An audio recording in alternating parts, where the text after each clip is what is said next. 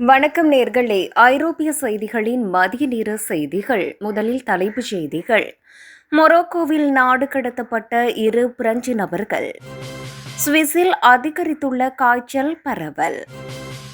போரை நிறுத்த விரும்புகிறார் புட்டின், ட்ரம்ப் வெளியிட்ட அறிவிப்பு. பேச்சுவார்த்தைக்கு கூட யாரும் இருக்க மாட்டார்கள், ஐரோப்பிய நாடுகளுக்கு புட்டின் எச்சரிக்கை. பிரித்தானியாவில் குளிர்காலத்தில் நோயாளிகள் பேரழிவை சந்திக்க நேரிடும் என அச்சம். அயர்லாந்தில் ஓர் அரிய பணி வாய்ப்பு. உக்ரைன் போர், புட்டின் டில்லி வருகை நாளில் சர்ச்சை. ஐரோப்பிய ஒன்றியத்தின் புதிய திட்டம் ரொக்கப்பணம் எடுப்பதில் பெரும் மாற்றம். இனி விரிவான செய்திகள். மொரோக்கோவில் நாடு கடத்தப்பட்ட 2 பிரெஞ்சு நபர்கள். பிரெஞ்சு குடியுரிமை கொண்ட 2 நபர்கள் மொரோக்கோவிலிருந்து பிரான்சுக்கு நாடு கடத்தப்பட்டுள்ளனர். அவர்கள் துலூஸ் நகர சிறையில் தடுப்பு காவலில் வைக்கப்பட்டுள்ளனர். 27 மற்றும் 28 வயதுடைய இருவரும் துலூஸ் நகரை சேர்ந்தவர்கள் எனவும் அவர்கள் கடந்த சில வருடங்களாக ஸ்பெயின், பிரான்ஸ் நாடுகளிடையே போதைப்பொருள் கடத்தலில் ஈடுபட்டிருந்ததாகவும் தெரிவிக்கப்படுகிறது. அவர்கள் இருவரும் தேடப்பட்டு வந்த நிலையில் ஆப்பிரிக்க நாடான மொரோக்கோவில் தலைமறைவாகியிருந்தனர். பின்னர் அவர்கள் இருவரும் அங்கு வைத்து கைது செய்யப்பட்டு பிரான்சுக்கு அழைத்து வரப்பட்டனர். டெலிகிராம் செயலி ஊடாக அரிஃபார்மர்ஸ் எனும் ஒரு என்கிரிப்டட் குழு ஊடாக தகவல்கள் பரிமாறி போதைப்பொருள் கடத்தலில் அவர்கள் ஈடுபட்டிருந்ததாக குற்றம் சாட்டப்படுகிறது. 2021 ஆண்டிலிருந்து விசாரணைகள் மேற்கொள்ளப்பட்டதாகவும் அவர்களது குழுவிலிருந்து மொத்தமாக 40 பேர் வரை கைது செய்யப்பட்டதாகவும் அவர்களில் 15 பேர் தற்போது சிறையில் அடைக்கப்பட்டுள்ளதாகவும் தெரிவிக்கப்படுகிறது. சுவிஸில் அதிகரித்துள்ள காய்ச்சல் பரவல். சுவிட்சர்லாந்தில் காய்ச்சல் பரவல் அதிகரித்து வருகிறது. கடந்த வாரம் 459 பேருக்கு உறுதிப்படுத்தப்படாத காய்ச்சல் பரவி வருவதாக பொது சுகாதார மத்திய அலுவலகம் அறிவித்தது.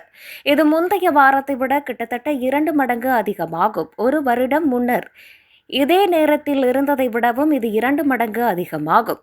புதன்கிழமை வெளியிடப்பட்ட புள்ளி விவரங்களின்படி பொது சுகாதார மத்திய அலுவலகம் 1,00,000 மக்களுக்கு 5.05 பேருக்கு காய்ச்சல் ஏற்பட்டுள்ளதாக தெரிவித்துள்ளது.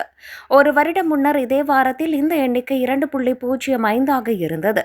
பிராந்திய மட்டத்தில் கடந்த வாரம் டிசினோவில் 1,00,000 பேரில் 20.90 பேருக்கு என மிக அதிகமாகவும் ஜோக்கில் மிக குறைவாகவும் காய்ச்சல் பதிவாகியுள்ளது. போரை நிறுத்த விரும்புகிறார் புட்டின், ட்ரம்ப் வெளியிட்ட அறிவிப்பு.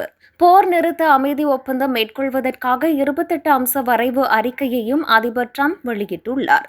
ஆனால் இந்த அறிக்கை ரஷ்யாவுக்கு சாதகமாக இருப்பதாக உக்ரைன் மற்றும் ஐரோப்பிய நாடுகள் திருத்தங்களை முன்மொழிந்துள்ளன. இந்த நிலையில் மாஸ்கோவில் ரஷ்ய அதிபரை சந்தித்த வெள்ளை மாளிகையின் சிறப்பு தூதர் ஸ்டீவ் விட்காஃப் மற்றும் ட்ரம்பின் மருமகன் ஜாரெட் குஷ்னர் ஆகியோர் 5 மணி நேரம் பேச்சுவார்த்தை நடத்தினர். புட்டினுடன் அமெரிக்க பிரதிநிதிகள் சிறப்பான சந்திப்பை நடத்தினார்கள். சந்திப்பில் பேசப்பட்டது தொடர்பாக தற்போது என்னால் சொல்ல முடியாது. புட்டின் போரை முடிவுக்கு கொண்டுவர விரும்புகிறார் என குறிப்பிட்டுள்ளார். இதனிடையே ரஷ்ய அதிபர் மாளிகையின் மூத்த ஆலோசகர் யூரி உசாகோவ் போர் தொடங்கிய பிறகு வாஷிங்டன் மற்றும் மாஸ்கோ இடையே நடைபெற்ற மிக விரிவான பேச்சுவார்த்தை இதுவாகும்.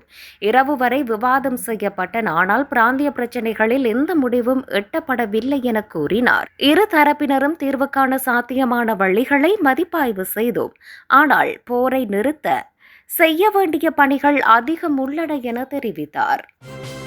பேச்சுவார்த்தைக்கு கூட யாரும் இருக்க மாட்டீர்கள், ஐரோப்பிய நாடுகளுக்கு புட்டின் எச்சரிக்கை. ரஷ்யாவுடன் ஐரோப்பிய நாடுகள் போரை தொடங்கினால் நாங்களும் தயாராக இருப்பதாக அந்நாட்டு அதிபர் விளாடிமிர் புட்டின் எச்சரிக்கை விடுத்துள்ளார்.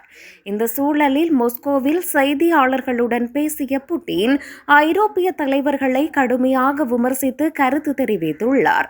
ரஷ்யா ஏற்றுக்கொள்ள முடியாத திருத்தங்களை தெரிவித்து அமைதி பேச்சுவார்த்தையை தடுக்க வேண்டும் என்ற நோக்கத்துடன் ஐரோப்பிய நாடுகள் திருத்தங்களை முன்மொழிந்துள்ளன. ஐரோப்பிய நாடுகளுடன் போருக்கு செல்ல நாங்கள் திட்டமிடவில்லை. ஆனால் ஐரோப்பிய நாடுகள் விரும்பினால் போரை தொடங்கினால் நாங்களும் தயாராக இருக்கிறோம். சமாதான பேச்சுவார்த்தை நடத்தக்கூட யாரும் இல்லாத வகையில் முழுமையான தோல்வியை ஐரோப்பிய நாடுகள் சந்திக்கும்.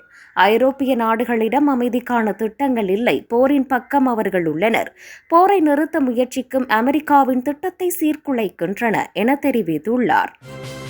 பிரித்தானியாவில் குளிர்காலத்தில் நோயாளிகள் பேரழிவை சந்திக்க நேரிடும் என அச்சம். பிரித்தானியாவில் தேசிய சுகாதார அமைப்பின் போதுமான தயாரிப்பு இல்லாமையினாலும் மரியாதை குறைவான நடைமுறைகளாலும் வர இருக்கும் குளிர்காலத்தில் நோயாளிகள் பேரழிவை சந்திக்க நேரிடும் என்று செவிலியர்கள் அச்சம் வெளியிட்டுள்ளனர். அனுமதிக்காக 12 மணி நேரத்திற்கு மேலாக காத்திருப்பவர்களின் எண்ணிக்கை கணிசமாக அதிகரித்துள்ளதாகவும் படுக்கை வசதி கொள்ளளவு கவலையளிக்கும் வகையில் பாதுகாப்பற்ற நிலையில் இருப்பதாகவும் அதிகாரப்பூர்வ புள்ளி விவரங்கள் சுட்டிக்காட்டுகின்றன.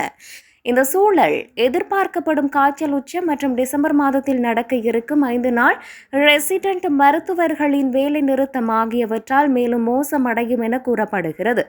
இதேவேளை அரசு இந்த நிலையை ஏற்றுக்கொள்ள முடியாதது என்று ஒப்புக்கொண்டு அவசர சிகிச்சை மற்றும் வசதிகளை மேம்படுத்த 450 மில்லியன் பவுண்டுகள் முதலீடு செய்வதாக கூறிய போதிலும் ராயல் காலேஜ் ஆஃப் நர்சிங் இந்த அடிப்படை பிரச்சினையை தீர்ப்பதில் அரசாங்கத்தில் விரைவான நடவடிக்கை இல்லை என்று குற்றம் சாட்டுகிறது. அயர்லாந்தில் ஓர் அரிய பணி வாய்ப்பு.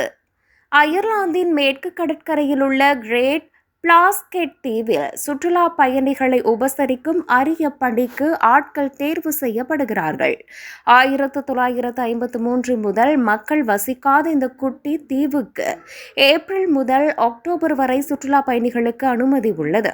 மின்சார வசதி இல்லாத இயற்கையான சூழலில் கற்கால வாழ்க்கையை அனுபவிக்க விரும்பும் பயணிகளுக்கான ஏற்பாடுகளை செய்வதுதான் இந்த பணி. சுமார் 6000 முதல் 12000 வரையிலான சுற்றுலா பயணிகளை வரவேற்க 2 பேருக்கு கணவன், மனைவி அல்லது நண்பர்களுக்கு வேலை வழங்கப்படுகிறது. தேர்ந்தெடுக்கப்பட்டவர்களுக்கு நல்ல சம்பளத்துடன் தங்குமிடமும் உணவும் இலவசமாக வழங்கப்படும். இந்த பணிக்கு உலகம் முழுவதில் இருந்தும் யார் வேண்டுமானாலும் விண்ணப்பிக்கலாம். ஜனவரியில் இதற்கான விண்ணப்பம் தொடங்கும் என சொல்லப்படுகிறது. இந்த தீவு பற்றிய வீடியோவும் இந்த பணிகள் குறித்தும் சமூக வலைதளங்களில் செய்திகள் வெளியாகி வருகின்றன. அதற்கு பலரும் பல்வேறு விதமான கருத்துக்களை பதிவு செய்து வருகின்றனர். உக்ரைன் போர், புட்டின் டெல்லி வருகை நாளில் சர்ச்சை. ரஷ்ய அதிபர் விளாடிமிர் புட்டின் 2 நாள் அரசுமுறை பயணமாக இன்று டெல்லி வரவுள்ள நிலையில் உக்ரைன் போர் தொடர்பாக சர்ச்சை எழுந்துள்ளது. ஜெர்மனி, பிரான்ஸ் மற்றும் பிரிட்டன் ஆகிய 3 நாடுகளின் தூதுவர்கள் கூட்டாக இணைந்து பிரபல நாளிதழ் ஒன்றில் ரஷ்யாவுக்கு எதிரான கட்டுரையை வெளியிட்டுள்ளனர். அந்த கட்டுரையில் உக்ரைனுக்கு எதிரான போரை நிறுத்த ரஷ்யாவுக்கு ஆர்வம் இல்லை, அமைதி பேச்சுக்கு புட்டின் ஆர்வம் காட்ட மறுக்கிறார் என விமர்சிக்கப்பட்டுள்ளது.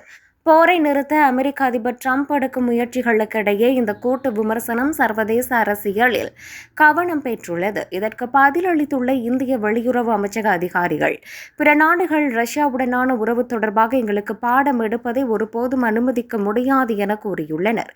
எரிசக்தி, இராணுவம், விண்வெளி துறைகளில் கூட்டு திட்டங்களை நிறைவேற்ற புட்டின் வருகை முக்கியத்துவம் வாய்ந்ததாக பார்க்கப்படுகிறது. ஐரோப்பிய ஒன்றியத்தின் புதிய திட்டம், ரொக்க பணம் எடுப்பதில் பெரும் மாற்றம். ஐரோப்பிய ஒன்றியம் பணம் எடுக்கும் நடைமுறையை எளிமையாக்க ஒரு புதிய சட்ட திட்டத்திற்கு தற்காலிக ஒப்புதல் அளித்துள்ளது. கிராமப்புறங்களில் ஏடிஎம்கள் குறைந்து வருவதால் இந்த குட்டி தீவுகளில் பணம் எடுப்பதை எளிதாக்குவதே இதன் முக்கிய நோக்கமாகும். புதிய விதிகளின்படி ஐரோப்பா முழுவதும் உள்ள சில்லறை வர்த்தக நிலையங்கள் இனி வாடிக்கையாளர் பொருட்களை வாங்காமலேயே ரொக்க பணம் வழங்கலாம். ஒரு பரிவர்த்தனைக்கு அதிகபட்சமாக 150 யூரோ வரை பணம் எடுக்க இந்த சட்டம் அனுமதிக்கிறது. மேலும் மோசடிகளை தடுக்க வங்கிகள் தகவல் பகிர்ந்து கொள்ள வேண்டும் என்றும், வாடிக்கையாளர்கள் கட்டணங்களை அறிந்து பரிவர்த்தனையை ரத்து செய்யும்படி ஏடிஎம் கட்டணங்களில் வெளிப்படைத்தன்மை கட்டாயம். மேலும் மோசடிகளை தடுக்க வங்கிகள் தகவல் பகிர்ந்து கொள்ள வேண்டும் எனவும், வாடிக்கையாளர்கள் கட்டணங்களை அறிந்து பரிவர்த்தனையை ரத்து செய்யும்படி ஏடிஎம் கட்டணங்களில் வெளிப்படைத்தன்மை கட்டாயம். சட்ட நுணுக்கங்கள் இறுதி செய்யப்பட்டவுடன் இந்த புதிய சீர்திருத்தங்கள் விரைவில் நடைமுறைக்கு வரும் என எதிர்பார்க்கப்படுகிறது.